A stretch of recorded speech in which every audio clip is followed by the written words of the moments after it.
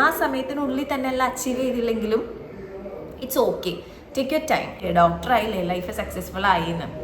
ഇനിയാണ് എൻ്റെ unsuccessful story തുടങ്ങാൻ പോകുന്നത്. അതാണെങ്കിൽ നമ്മുടെ ഉള്ളിൽ ഇത്ര വയസ്സിനുള്ളിൽ ഇൻഡിപെൻഡൻ്റ് ആയില്ലെങ്കിൽ ലൈഫ് കഴിഞ്ഞു എന്നാണല്ലോ നമ്മുടെ ഒരു കാഴ്ചപ്പാട്. മെൻ്റലിയും ഇമോഷണലിയും നമ്മളെ ടോർച്ചർ ചെയ്യുന്ന ടൈപ്പ് സ്റ്റുഡൻസ് ഉണ്ടായിരുന്നു. ഹായ്, ഞാൻ അനഘ. അപ്പോൾ നിങ്ങളെപ്പോഴും ഈ ലൈഫ് സ്റ്റോറിയൊക്കെ പറയുമ്പോൾ പൊതുവെ ഒരാൾ സക്സസ്ഫുൾ ആയതിനു ശേഷം പറയുന്നതായിരിക്കും കേൾക്കുക. കാരണം അതിൽ നിന്നാണ് നമുക്ക് എന്തെങ്കിലും മോട്ടിവേറ്റിംഗ് ആയിട്ട് കിട്ടാനുണ്ടാവുള്ളൂ. ഞാൻ എന്തിനാണ് എൻ്റെ അൺസക്സസ്ഫുൾ സ്റ്റോറി പറയാതിരിക്കണേന്ന് വെച്ചാൽ, എന്നെപ്പോലെ ചിലപ്പോൾ ആരെങ്കിലും ഉണ്ടാവും ലൈക്ക് ലൈഫിൽ എന്തെങ്കിലുമൊക്കെ ആവണമെന്ന് വിചാരിച്ചിട്ട് ഒരുപാട് ട്രൈ ചെയ്തിട്ട് സ്റ്റക്കായി പോകുന്ന ഒരു അവസ്ഥ ഉണ്ടല്ലോ. സോ ലൈഫിൽ എപ്പോഴും നമ്മൾ വിചാരിക്കുന്ന സമയത്ത് തന്നെ നമ്മൾ ആഗ്രഹിച്ച എല്ലാ കാര്യങ്ങളും നടക്കണമെന്ന് ആവശ്യമില്ല. ആൻഡ് ഫിലിമിലൊക്കെ ആണെങ്കിലും കാണിക്കുക എപ്പോഴും കുറേ കാര്യങ്ങൾ നമ്മൾ ട്രൈ ചെയ്യുന്നു, ആൻഡ് അത് സക്സസ്ഫുൾ ആവുന്നു, ആൻഡ് ദ സ്റ്റോറി എൻഡ്സ്, അങ്ങനെയാണ്. പക്ഷെ ലൈഫ് എപ്പോഴും അങ്ങനെയല്ല കേട്ടോ. ഇപ്പോൾ നമ്മളെപ്പോഴും വിചാരിക്കുന്നത് നമ്മൾ ലൈഫിൽ സക്സസ്ഫുൾ ആവേണ്ട ഒരു ഏജ് ഒരു 30 ഒക്കെ ആണെന്നാണ്. ആൻഡ് നമ്മളെ പറഞ്ഞ് പഠിപ്പിക്കുന്ന സിസ്റ്റം അങ്ങനെ തന്നെയാണ്. നന്നായി പഠിക്കുക, പഠിച്ച് ജോലി വാങ്ങുക, ഒരു 30 ഇയേഴ്സിൻ്റെ ഉള്ളിൽ തന്നെ എങ്ങനെയെങ്കിലും സെറ്റിൽ ആവുക, ഇൻഡിപെൻഡൻ്റ് ആവുക എന്നുള്ളത്.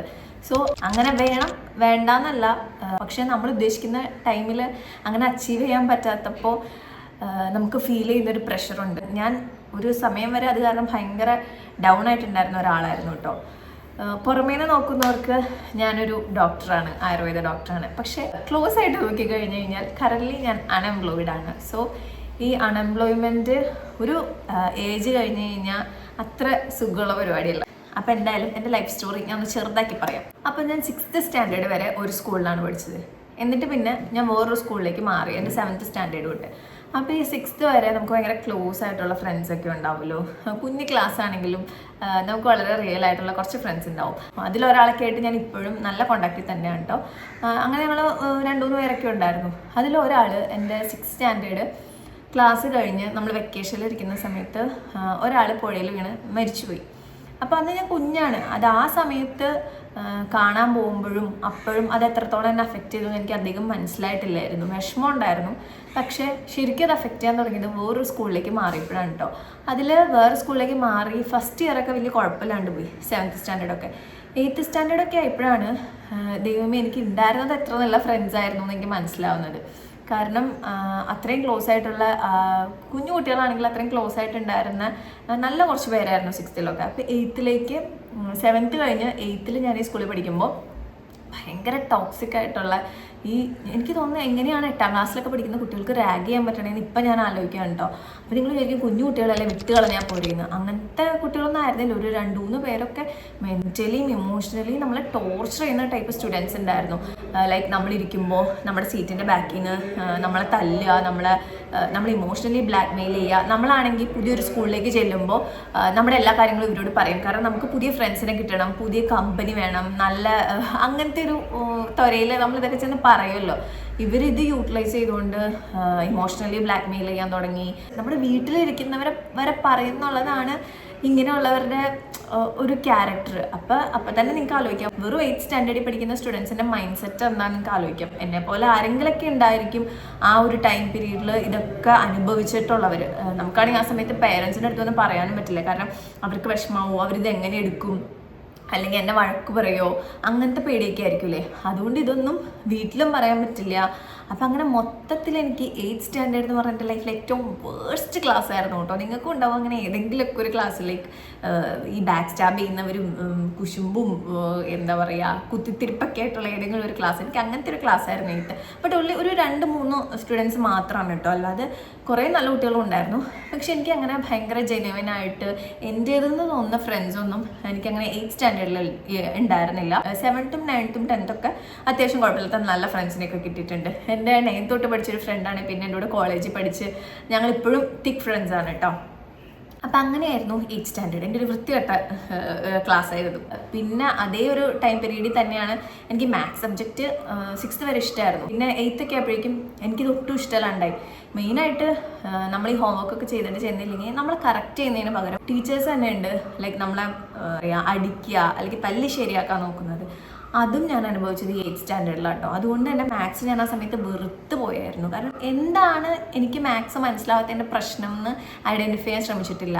പഠിക്കുന്നില്ല, അത് മാത്രമാണ് അവരെ പ്രോബ്ലം ആയിട്ട് കാണുന്നത്. എൻ്റെ ടീച്ചർ എനിക്ക് ഇപ്പോഴും ഓർക്കുമ്പം ഇറ്റ്സ് ഓൾ ട്രമാറ്റിക്. ആൻഡ് അതിനുശേഷം പിന്നെ ഞാനൊരു 9th 10th വന്നപ്പം എനിക്ക് കുറച്ചുകൂടി ബെറ്റർ ആയിട്ടുള്ളൊരു എന്താ പറയുക ടീച്ചിങ് ആയിരുന്നു. കാരണം കുറച്ച് കാമായിട്ടാണ് ടീച്ചർ പഠിപ്പിച്ചുകൊണ്ടിരുന്നത്. അതുകൊണ്ട് തന്നെ ഒട്ടും പിടി കിട്ടാത്ത മാത്സ് എനിക്ക് ഒരു ആവറേജ് ലെവലിലേക്കൊക്കെ 9th 10th ഇപ്പോൾ വന്നത് എനിക്ക് കുറച്ചുകൂടെ പഠിക്കാൻ പറ്റി. അപ്പോൾ ഇങ്ങനെ സ്റ്റുഡൻസ് ഉണ്ടാവും, ലൈക്ക് അവർ വേറെ സബ്ജക്റ്റിലൊക്കെ ബെറ്റർ ആയിരിക്കും. ഇപ്പോൾ എനിക്ക് ലിറ്ററേച്ചർ, ഇംഗ്ലീഷ്, മലയാളം, അതുപോലെ സോഷ്യൽ സ്റ്റഡീസ്, സയൻസ് സബ്ജക്ട്സ്, ബാക്കി എല്ലാ സബ്ജക്ട്സും എനിക്ക് ഇഷ്ടമാണ്.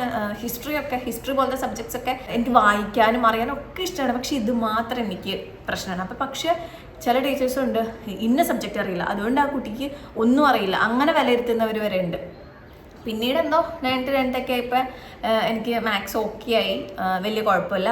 അങ്ങനെ 9th 10th +1 +2 ഒക്കെ സെയിം സ്കൂളിൽ തന്നെ വലിയ കുഴപ്പമില്ലാണ്ട് കഴിഞ്ഞു പോയി. ഇനിയാണ് കഥ ആരംഭിക്കുന്നത്, നീറ്റ്.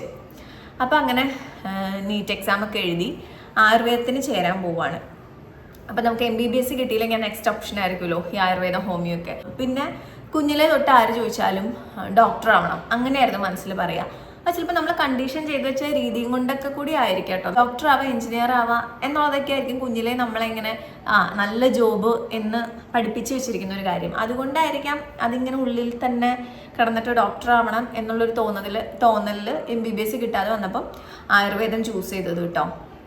പക്ഷേ എനിക്ക് ഡോക്ടർ ആവാൻ ഇഷ്ടമായിരുന്നു. എന്തോ അങ്ങനെ ട്രീറ്റ് ചെയ്യണം, ആളുകളെ ട്രീറ്റ് ചെയ്യണം, ആൻഡ് അങ്ങനത്തെ ഒരു സംഭവം ഉള്ളിലും ഉണ്ടായിരുന്നു. അങ്ങനെയാണ് ചൂസ് ചെയ്തത്. പക്ഷേ എനിക്കിപ്പോൾ നീറ്റൊക്കെ പ്രിപ്പയർ ചെയ്യുന്നവരോട് പറയാനുള്ളത്, ലൈക്ക് നിങ്ങൾ റിപ്പീറ്റൊക്കെ ആണെങ്കിൽ നന്നായിട്ട് പഠിക്കുക, നന്നായിട്ട് പഠിച്ച് നിങ്ങൾക്ക് ഇഷ്ടപ്പെട്ട കരിയറിലേക്ക് എത്തിപ്പെടാൻ ശ്രമിക്കുക.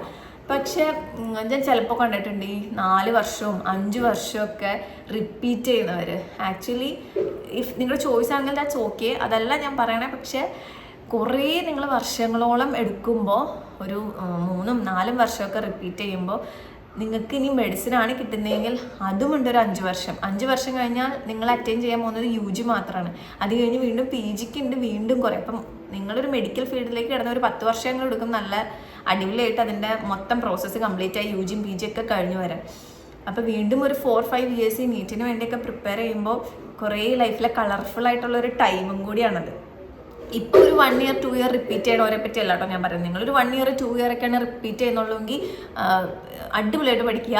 അത് കഴിഞ്ഞ് കഴിഞ്ഞാൽ എന്തായാലും നിങ്ങൾ അച്ചീവ് ചെയ്ത് കഴിഞ്ഞാൽ ലൈഫ് സക്സസ്ഫുൾ ആവും. പക്ഷേ ഞാൻ പറയുന്നത് എനിത്തിങ് എക്സസ് ആയാലും അതും നമ്മളെ ബാധിക്കുന്ന കാര്യം തന്നെയാണ്.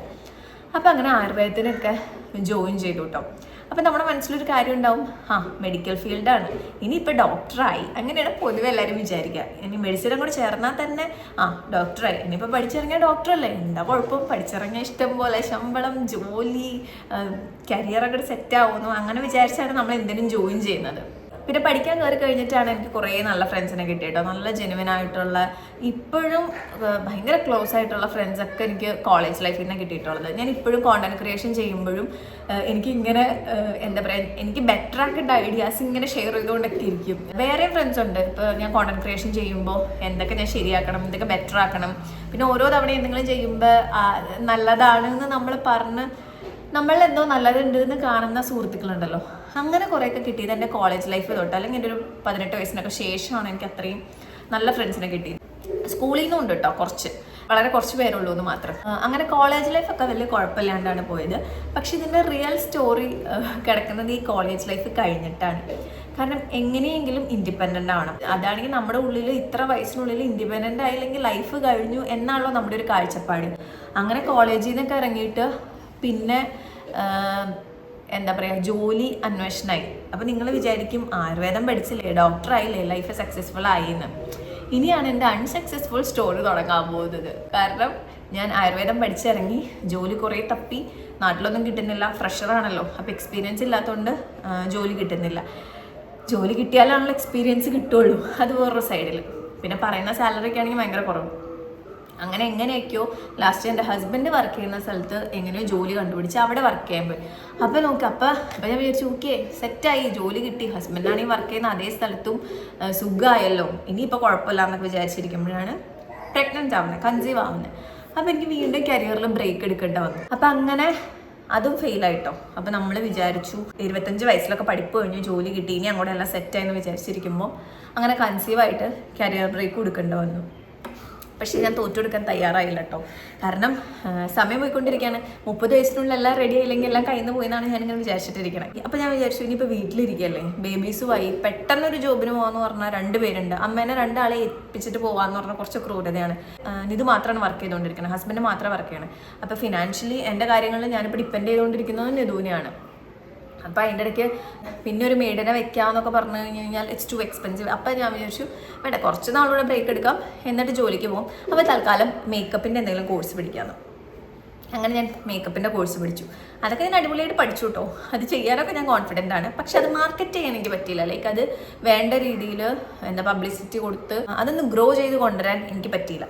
അങ്ങനെ എൻ്റെ 2ാമത്തെ അറ്റംപ്റ്റും പൊളിഞ്ഞു. അപ്പോൾ നിങ്ങൾ വിചാരിക്കും ഇതൊക്കെ തന്നെയല്ല അറ്റംപ്റ്റ് ചെയ്തിട്ടുള്ളൂ. ഇല്ല, ഇതിൻ്റെ ഇടയിലൊക്കെ ഞാൻ അധികം എവിടെയും പറഞ്ഞിട്ടില്ല. ഞാൻ കാസ്റ്റിംഗ് കോളിനൊക്കെ അയച്ചിട്ടുണ്ടായിരുന്നു. ചില സമയത്ത് അങ്ങനത്തെ ക്രൈസിനെസ് തോന്നിയിട്ടൊക്കെ അതിനൊക്കെ അയച്ചിട്ടുണ്ടായിരുന്നു. പക്ഷെ എന്തോ ആ കോള് കണ്ടില്ല. തിരിച്ചു വിളിച്ചപ്പോൾ അവർ പറഞ്ഞു ആ ഒരു ഗ്യാപ്പ് കൊണ്ട് അവർ വേറൊരാളെടുത്തു എന്ന്. അപ്പോൾ അങ്ങനെ അതും കയ്യിൽ നിന്ന് പോയി.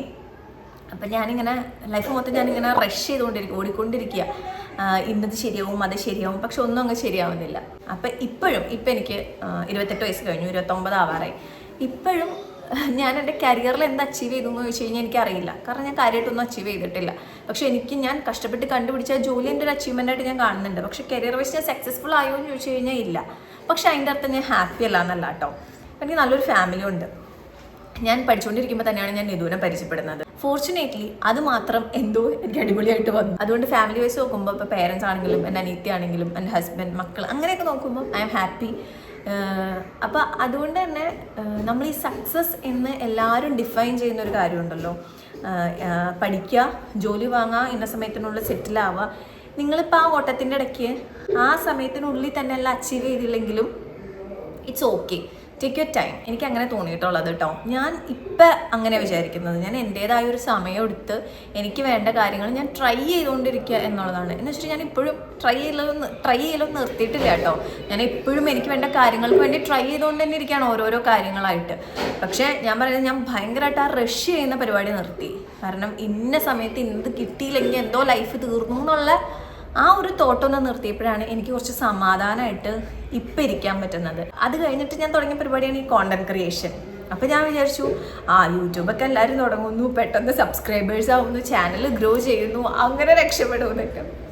യൂട്യൂബ് തുടങ്ങി കഴിഞ്ഞാണ് ഇതിൻ്റെ കഷ്ടപ്പാട് മനസ്സിലായത്. ഒരു ഷോർട്ട് വീഡിയോ ഇടണമെങ്കിൽ അത് എഡിറ്റ് ചെയ്ത് വോയിസ് ഓവർ ചെയ്ത് ഷൂട്ട് ചെയ്ത് എഡിറ്റ് ചെയ്ത് വോയിസ് ഓവറൊക്കെ ചെയ്തിട്ടുണ്ടെങ്കിൽ നല്ല പണിയുണ്ടെന്ന് ഇത് ചെയ്തു തുടങ്ങിയപ്പോഴാണ് മനസ്സിലായത്. അതിനുവേണ്ടി നല്ല വർക്കുണ്ട്. എന്നാൽ നമ്മൾ വിചാരിക്കുന്ന പോലെ പെട്ടെന്ന് സബ്സ്ക്രൈബേഴ്സ് കയറുമോ, പെട്ടെന്ന് നമ്മുടെ ചാനൽ ഗ്രോ ചെയ്യുകയോ ചെയ്യില്ല.